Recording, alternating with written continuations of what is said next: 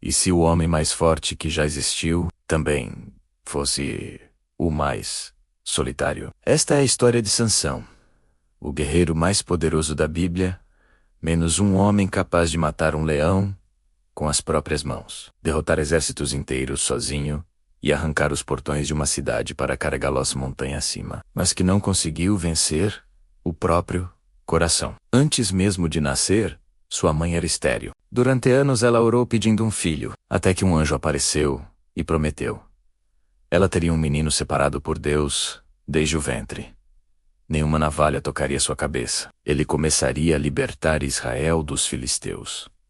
Sansão não era apenas uma criança. Ele era uma promessa. À medida que crescia, ficava claro que ele era diferente, mais forte do que todos, temido pelas outras crianças.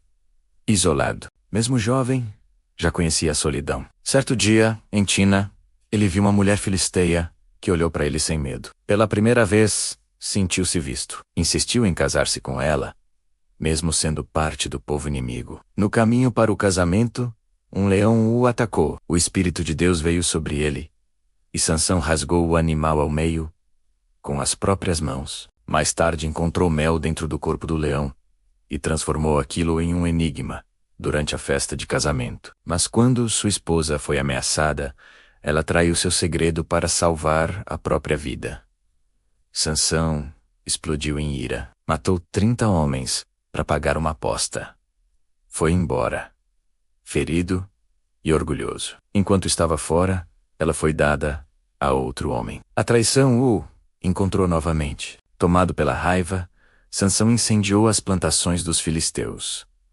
Em resposta, eles queimaram viva sua esposa e o pai dela. A mulher que o traiu morreu por causa do conflito que o cercava. Sansão respondeu, como sempre soube responder, com violência. Quando os filisteus vieram capturá-lo, até o próprio povo de Israel o entregou, com medo das consequências. Amarrado com cordas, ele foi levado aos inimigos. Então o Espírito de Deus veio novamente sobre ele. As cordas se romperam como fios queimados.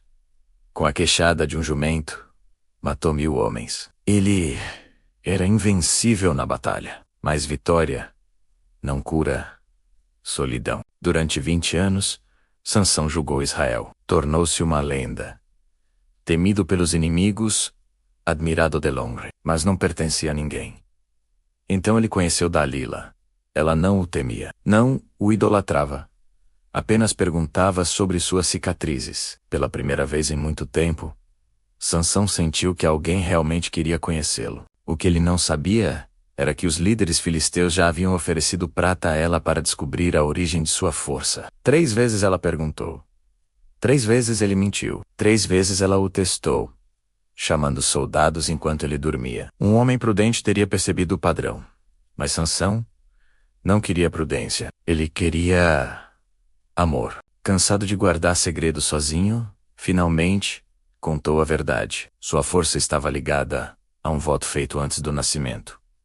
Se seu cabelo fosse cortado, ele perderia tudo. Naquela noite, enquanto dormia com a cabeça no colo de Dalila, ela chamou um homem para cortar suas tranças. Quando acordou, a força havia desaparecido. Os filisteus o prenderam, arrancaram seus olhos e o lançaram na prisão. O homem mais forte de Israel foi reduzido a girar uma pedra de moinho, cego, acorrentado, andando em círculos na escuridão, humilhado, esquecido.